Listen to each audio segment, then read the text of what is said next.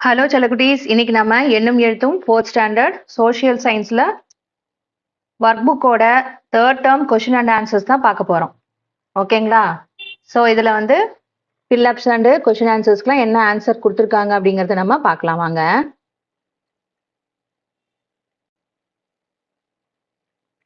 First இதுல பாருங்க 3.1 பயிற்சி வந்து கொடுத்துருக்காங்க. இதுல வந்து படிப்பேன் எழுதுவேன்ல முதல் கேள்வி வந்து இந்தியா சுதந்திரம் பெற்ற ஆண்டு 1947. அது வந்து எழுதிக்கோங்க, இங்க டிக் பண்ணிக்கோங்க. சரிங்களா? அடுத்தது 2வது கேள்வி, மதராஸ் மாநிலம் எத்தனை மண்டலங்களாக பிரிக்கப்பட்டிருந்தது? 5. இங்க டிக் பண்ணிக்கோங்க. மதராஸ் மாநிலம் தமிழ்நாடு என அதிகாரப்பூர்வமாக பெயர் மாற்றம் செய்யப்பட்ட ஆண்டு 1969. ஓகேங்களா? சரி, இப்ப அடுத்தது மதராஸ் மாநிலம் 13 மாவட்டங்களை உள்ளடக்கி இருந்தது. சரிங்களா? இங்க பாருங்க, ஆப்ஷன்லயே 13ங்கிறத டிக் பண்ணிக்கணும். அடுத்தது பொறுமையா பார்த்து ஒவ்வொன்றா எழுதிக்கிட்டே வாங்க. சரிங்களா? ஓகே, ஸ்பெல்லிங் மிஸ்டேக் இல்லாம பொறுமையா பார்த்து எழுதுங்க. அடுத்தது 5வது கேள்வி, மதராஸ் மாநிலம் சுதந்திரத்துக்கு முன்பு எவ்வாறு அழைக்கப்பட்டது? மதராஸ் மாகாணம். சரிங்களா? ஓகே, இப்ப நாம அடுத்த பயிற்சி பார்க்கலாமா? சரி, அடுத்தது 3.2, மதராஸ் மாகாணத்தின் பகுதிகளாக இருந்த மாநிலங்களின் பெயர்களை கண்டுபிடித்து வட்டமிடு எடுத்து எழுதுக. சரிங்களா? இதுல வந்து எந்தெந்த மாகாணம் வந்து பகுதிகளாக இருந்தது அப்படிங்கறத இங்க எழுதியிருக்கேன் நான் உங்களுக்கு. இங்க ஆன்சர் கொடுத்துருக்கேன் பாத்தீங்களா? ஒடிசா, ஆந்திரா, கர்நாடகா, கேரளா, தமிழ்நாடு. சரிங்களா? இங்க நான் வந்து அந்த ஆப்ஷனுக்கு கொடுத்துருக்கோம்ல இந்த ஆன்சர்ஸ் எல்லாமே. இந்த ஆன்சர்ஸ் எல்லாமே இங்க நீங்க என்ன பண்ணணும், இங்க மாதிரி ரவுண்ட் பண்ணிக்கணும். சரிங்களா? இங்க தமிழ்நாடு அப்படின்னு கண்டுபிடிச்சு இங்க ரவுண்ட் பண்ணணும். ஒடிசா, கர்நாடகா, கேரளா, இங்க பாருங்க ஆந்திரா. சரி, இப்ப அடுத்த பயிற்சி நம்ம பார்க்கலாம். ஓகே, இப்ப அடுத்தது 3.3 பயிற்சி வந்து கொடுத்துருக்காங்க. இதுல வந்து மதராஸ் மாகாணத்தின் மாவட்டங்களை அவற்றின் தற்போதைய பெயர்களுடன் இணைக்க. என்ன இதோட தற்போதைய பெயர்னு இங்க கொடுத்துருக்காங்கன்னு பாருங்க. ஃபர்ஸ்ட் இருந்தது மதுரான்னு இருந்திருக்கு. மதுராங்கிறது என்னவா மாறி இருக்கு? மதுரைன்னு மாறி இருக்கு. சரிங்களா? அடுத்தது திருச்சினோபோலி அப்படிங்கிறது திருச்சிராப்பள்ளி அப்படின்னு மாறி இருக்கு. இப்ப வந்து திருச்சிராப்பள்ளின்னு நம்ம சொல்றோம். ஆனா அப்ப எப்படி சொல்லியிருக்காங்க? திருச்சினோபோலி அப்படின்னு சொல்லியிருக்காங்க.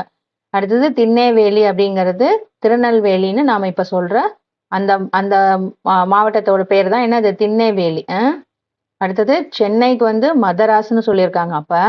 அடுத்தது செங்கல்பட் அப்படின்னு இருந்ததுதான் செங்கல்பட்டு அப்படின்னு இப்ப நம்ம சொல்றோம். சரிங்களா குட்டீஸ்? நீங்க இப்படி இதே மாதிரி கோடு போட்டு இணைச்சிக்கோங்க. ஓகே, இப்ப அடுத்த பயிற்சியை நம்ம பார்க்கலாம். அடுத்த பயிற்சி 3.4, கொடுக்கப்பட்டுள்ள ஆண்டுகளில் நடந்த நிகழ்வுகளை எடுத்து எழுதுக.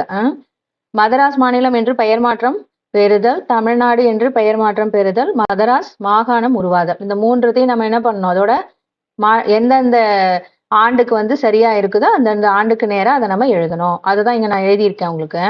1801 வந்து மதராஸ் மாகாணம் உருவாகுதல். 1950 மதராஸ் மாநிலம் என்று பெயர் மாற்றம் பெறுதல்.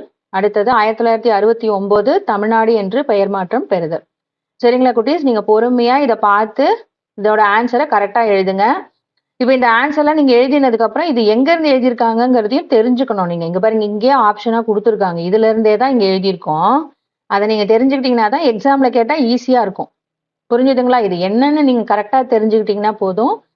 நீங்க கொஸ்டின் வந்து நல்லா புரிஞ்சுக்கிட்டீங்கன்னா நீங்க எக்ஸாம்ல போய் எழுதும்போது ஈஸியா இருக்கும் உங்களுக்கு. சரி, இப்ப நம்ம அடுத்த பயிற்சி பார்க்கலாம். ஓகே, இப்ப அடுத்த பயிற்சி 3.5 படிப்பேன் எழுதுவேன்ல என்ன கொடுத்துருக்காங்க பாருங்க. முதல் கேள்வி, நான் தென்னிந்தியாவின் மலை வாழிடங்களில் புகழ்பெற்றவள், மலைகளின் ராணி, நான் யார்? நீலகிரி. அடுத்தது 2வது கேள்வி, ஊட்டியில் அழகான மலை வாழிடத்தை உருவாக்கியவர் ஜான் சல்லிவன். 3வது கேள்வி, நீலகிரி மலையில் உள்ள மிக உயர்ந்த சிகரம் தொட்டபெட்டா.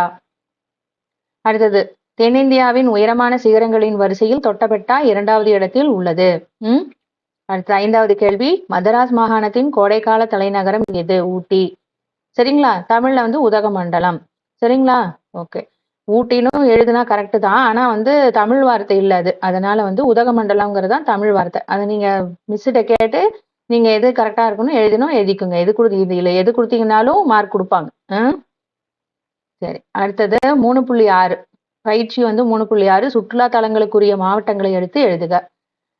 இங்கே பாருங்க, இங்க கொடுத்துட்டாங்க பாத்தீங்களா? ஆப்ஷன் இங்க கொடுத்துருக்காங்க பாருங்க. மதுரை, நீலகிரி, சென்னை, தஞ்சாவூர் கொடுத்துட்டாங்க. நம்ம இங்க இதுல இருந்து எடுத்து இது எந்த இடத்துக்கு பொருந்தி வரும்னு மட்டும் எழுதினா போதும்.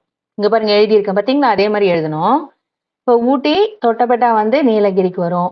கல்லணை பிரகதீஸ்வரர் கோவில் வந்து தஞ்சாவூருக்கு வரும். சரிங்களா? மெரினா கடற்கரை புனித ஜார்ஜ் கோட்டை சென்னைக்கு வரும். அடுத்தது திருமலை நாயக்கர் அரண்மனை மீனாட்சி அம்மன் கோவில் மதுரைக்கு வரும். சரிங்களா? ஓகே. இதை பார்த்து பொறுமையா உங்க நோட்ல எழுதிக்கோங்க. ஒர்க் புக்ல கரெக்டா எழுதிக்கோங்க. ஓகே, இப்போ நம்ம அடுத்தது பார்க்கலாமா? அடுத்தது பாருங்க 3.7 பயிற்சி சிறப்பு பெயர்கள் குறிக்கும் இடங்களின் பெயர்களை எழுதுக. இது வந்து பாருங்க புதிர் மாதிரி கொடுத்துருக்காங்க, குறுக்கெழுத்து புதிர் மாதிரி கொடுத்துருக்காங்க. நான் இங்க பாருங்க உங்களுக்கு கரெக்டா இங்க எழுதியிருக்கேன். இந்த எழுத்து பிழை இல்லாம எழுதுனீங்கன்னா தான் இது கரெக்டா வரும் உங்களுக்கு. ஒவ்வொரு எழுத்தா பார்த்து பொறுமையா எழுத்து பிழை இல்லாம கரெக்டா எழுதிக்கோங்க. பாருங்க உதகமண்டலம், இரண்டாவதுக்கு வந்து தஞ்சாவூர், அடுத்தது மூன்றாவது கேள்விக்கு பாருங்க கோயம்புத்தூர், அடுத்தது நான்காவது கேள்விக்கு பாருங்க தொட்டபெட்டா, அஞ்சாவதுக்கு வந்து குற்றாலம். இந்த கேள்வி வந்து கீழே இருக்கு. மலைகளின் ராணி என்னது? உதகமண்டலம். தமிழ்நாட்டின் நெற்களஞ்சியம் தஞ்சாவூர். தென்னிந்தியாவின் மான்செஸ்டர் கோயம்புத்தூர். சரிங்களா? இங்க பாருங்க மூன்றாவது கேள்விக்கு எழுதியிருக்கேன். தென்னிந்தியாவின் 4வது உயர்ந்த சிகரம் தொட்டபெட்டா. அடுத்தது தென்னிந்தியாவின் ஸ்பாங்கிறது குற்றாலம். சரிங்களா குட்டீஸ்? பொறுமையா பார்த்து கரெக்டா ஸ்பெல்லிங் மிஸ்டேக் இல்லாம எழுதுங்க. அப்பதான் உங்களால என்ன பண்ண முடியும், இதை கரெக்டா கொண்டு வர முடியும். நேரம் எழுதுங்க. அப்படியே எழுத்து எல்லாத்தையும் நேர இருந்து எழுதக்கூடாது. ஒரு வார்த்தைனா இந்த 4வது வார்த்தைக்கு என்னவோ அதை எழுத்து எழுதணும், 5வது வார்த்தைக்கு என்னவோ அதை எழுத்து எழுதணும். அந்த மாதிரி எழுதுனீங்கன்னா தான் தப்பு இல்லாம எழுத முடியும். சரிங்களா குட்டீஸ்? ஓகே, இப்ப அடுத்த பயிற்சி நம்ம பார்க்கலாம். ஓகே, இப்ப அடுத்த பயிற்சி வந்து 3.8 நானே உருவாக்குவேன். இதுல வந்து பாருங்க மாவட்டங்களும் சுற்றுலா தலங்களையும் எடுத்து எழுத சொல்லியிருக்காங்க. சரிங்களா? எங்க, அதாவது நீங்க உங்களுடைய பாட புத்தகத்துல இருக்கிற 114 உள்ள சுற்றுலா தலங்கள்ல நீங்கள் கோடை விடுமுறையில் சுற்றுலா செல்ல விரும்பும் இடங்களை பட்டியலிட சொல்லியிருக்காங்க. சரிங்களா? அதைத்தான் இங்க எடுத்து நான் எழுதியிருக்கேன். பாருங்க, இது நீலகிரிக்கு வந்து ஊட்டி தொட்டபெட்டா. சரிங்களா? அடுத்து தஞ்சாவூருக்கு கல்லணை பிரகதீஸ்வரர் கோவில், சென்னை மெரினா கடற்கரை புனித ஜார்ஜ் கோட்டை, மதுரை திருமலை நாயக்கர் அரண்மனை மீனாட்சி அம்மன் கோவில். சரிங்களா குட்டீஸ்? இதை பார்த்து பொறுமையா எழுதுங்க. ஓகே, இப்போ இந்த ஆன்சர்லாம் உங்களுக்கு ரொம்ப யூஸ்ஃபுல்லா இருக்குன்னு நினைச்சீங்கன்னா நீங்க என்ன பண்ணுங்க, நம்மளுடைய டெக்ஸ்ட் புக் கைட் சேனலுக்கு லைக் பண்ணுங்க. அதே மாதிரி உங்க ஃப்ரெண்ட்ஸ்க்கும் என்ன பண்ணுங்க, உங்களோட ஃப்ரெண்ட்ஸ்க்கும் ஷேர் பண்ணுங்க. இதை அவங்களும் எழுதிக்குவாங்கல்ல இதெல்லாம் ஆன்சர்லாம்.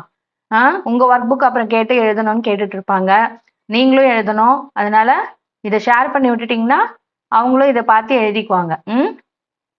நீங்க நம்மளுடைய டெக்ஸ்ட் புக் கைட் சேனலுக்கு என்ன பண்ணுங்க, சப்ஸ்கிரைப் பண்ணி வச்சுக்கிட்டீங்கன்னா தான் உங்களுக்கு அடுத்தடுத்து வர எல்லா சப்ஜெக்ட்டுக்குமே இதை மாதிரி மந்த்லி அசஸ்மெண்ட்டு, ஓகேங்களா, இது எல்லா ஆன்சர்ஸுமே உங்களுக்கு வந்து ஒர்க் புக்கில் கொடுத்துக்கிட்டே இருப்போம். நீங்கள் அடுத்தடுத்து வர எல்லா வீடியோவையும் நீங்கள் செக் பண்ணிட்டு ஆன்சர்லாம் எழுதிக்கலாம். ஓகேங்களா குட்டீஸ்? ஓகே, இப்போ இதை முடிச்சிட்டிங்களா? நம்ம அடுத்த பேஜ் போகலாம்.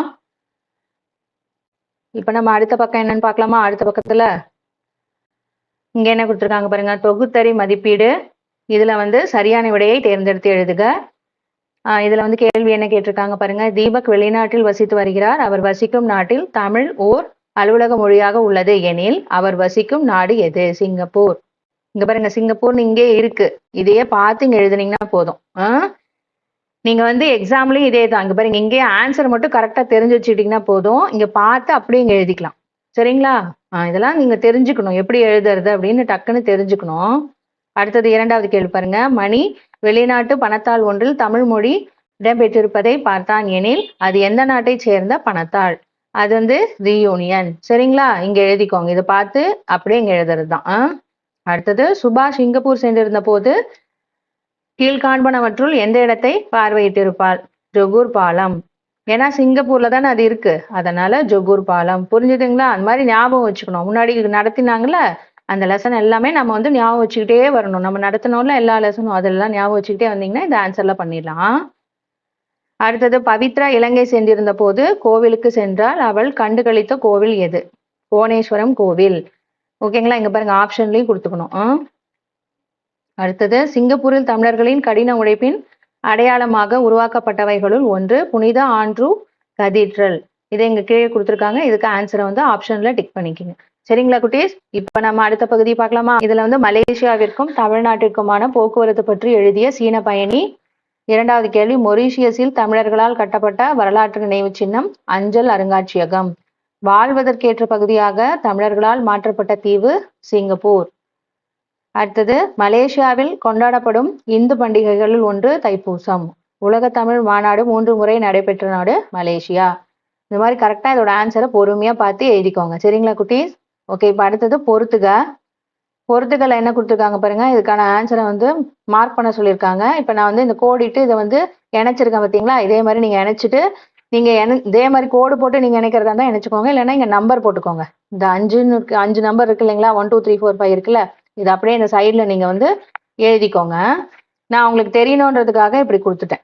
சரிங்களா? ஈஸியா நீங்க டக்குன்னு தெரிஞ்சுக்குவீங்கிறதுக்காக நாங்க இப்படி கொடுத்துட்டேன் உங்களுக்கு. ஓகே, அடுத்தது இதை பார்த்து கோடு கரெக்டா போட்டுக்கோங்க. அப்புறம் நம்பரையும் இங்க சைட்ல போட்டுக்கோங்க. அடுத்தது ட்ரூ ஆர் ஃபால்ஸ், சரி அல்லது தவறு என எழுதுகன்னு சொல்லியிருக்காங்க. குழந்தைகளை தகாத முறையில் தொடும் நபர்களை தண்டிக்க சட்டங்கள் உள்ளன. அது வந்து சரி. குழந்தைகள் வேலைக்கு செல்ல மறுப்பது பங்கேற்பதற்கான உரிமை ஆகும். சரி. குழந்தைகளுக்கான உதவி எண் 1098 ஆகும். சரி. எல்லாமே நம்ம ஏற்கனவே படிச்சதுதான். ஆமா தானே குட்டீஸ்? குழந்தைகள் அனைத்து சூழ்நிலைகளிலும் பாதுகாக்கப்பட வேண்டியவர்கள் ஆவர். சரி. 18 வயதிற்குட்பட்ட அனைத்து குழந்தைகளுக்கும் பள்ளிக்கு செல்வதற்கான உரிமை உள்ளது.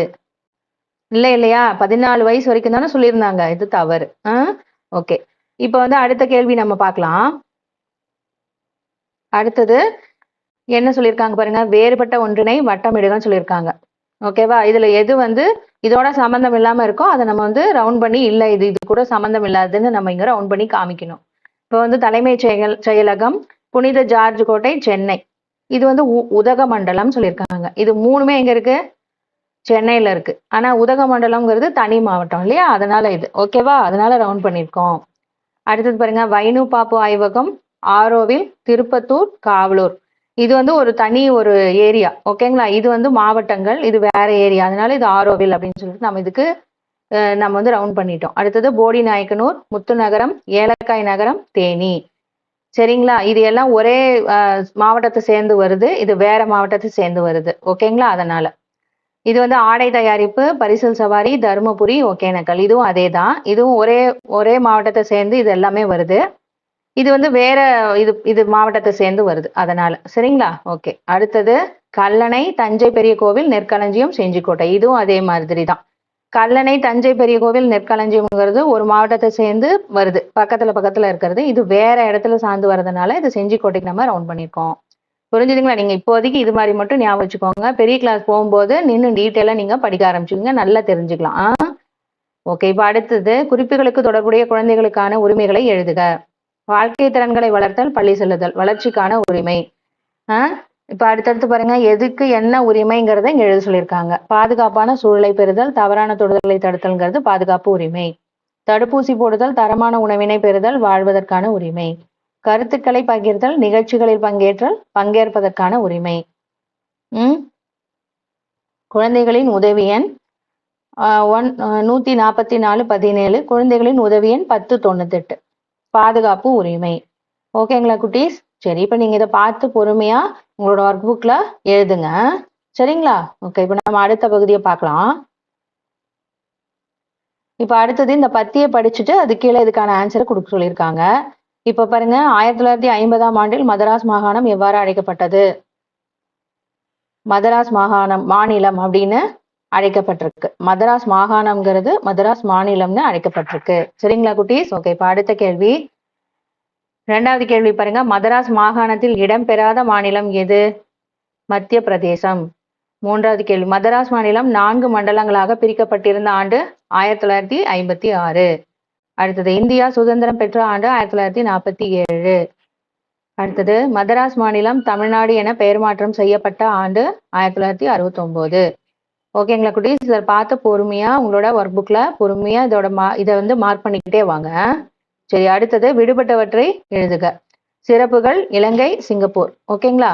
இப்போ இதுல கோவில் வந்து என்னன்னு கொடுத்துருக்காங்க. இந்த கோவில் வந்து எந்தெந்த கோவிலுக்கு வந்து நம்ம எழுதணும். இலங்கையில என்ன கோவில் இருக்கு, சிங்கப்பூர்ல என்ன கோவில் இருக்கு. அதே மாதிரி காணத்தக்க இடங்களுள் ஒன்று இலங்கையில பத்துமலை முருகன் கோவில். அடுத்தது புனித ஆண்ட்ரூ கதீட்ரல்ங்கிறது சிங்கப்பூர்ல. அதே மாதிரி இது வந்து அவங்களே கொடுத்துட்டாங்க. தமிழின் சிறப்பு பள்ளிகளில் தமிழ் வழி கல்வி. இங்க சிங்கப்பூர்ல வந்து அலுவலக மொழிகளுள் ஒன்று. எது? தமிழின் சிறப்பு. ஓகேவா? சரி, இப்ப அடுத்தது நான் பார்க்கலாம். அடுத்தது என்ன கொடுத்துருக்காங்க பாருங்க, குழந்தைகளுக்கான உரிமைகளை வகைப்படுத்தி எழுதுக.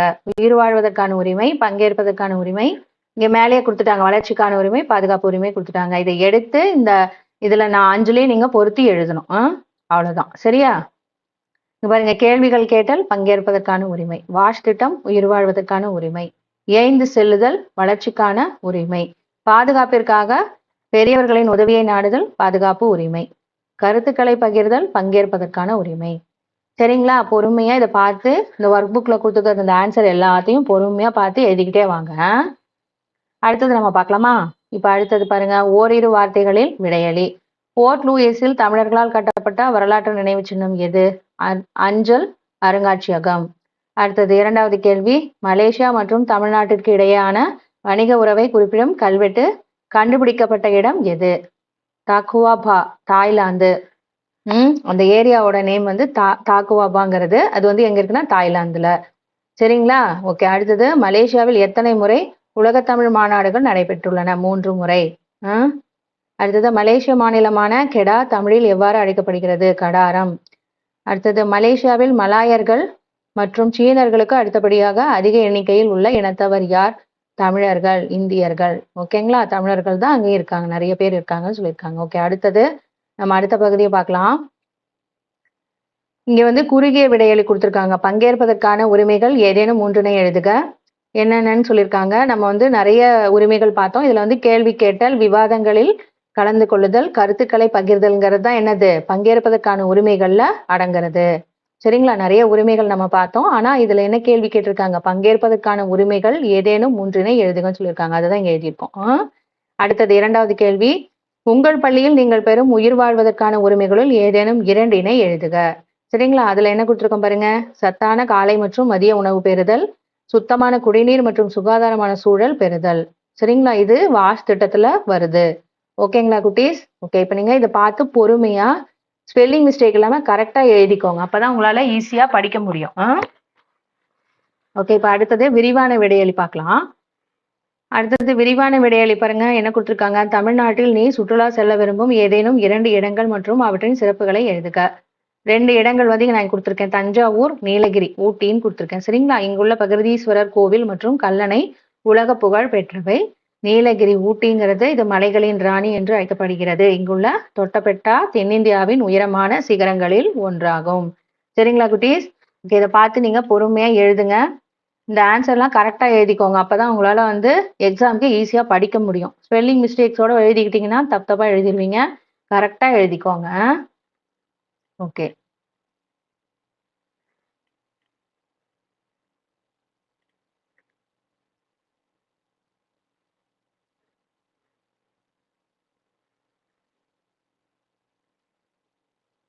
குட்டீஸ், இன்னைக்கு நாம இந்த வீடியோல பார்த்து நீங்க நிறைய புதுசா கத்துட்டு இருப்பீங்கன்னு நாங்க நம்புறோம். மேலும் இது உங்களுக்கு பிடிச்சிருந்தா இந்த வீடியோவுக்கு ஒரு லைக் போடுங்க. நீங்க இன்னும் நம்ம டெக்ஸ்ட் புக் கைட் சேனலை சப்ஸ்கிரைப் பண்ணலனா உடனே உங்க அப்பா அம்மா கிட்ட சொல்லி சப்ஸ்கிரைப் பண்ண சொல்லுங்க. அப்பதான் நாங்க போடுற அடுத்தடுத்த வீடியோக்கள் உங்களுக்கு உடனே வந்து சேரும். நீங்களும் பார்த்து வரக்கூடிய அனைத்து பாடங்களையும் கத்துக்க முடியும்.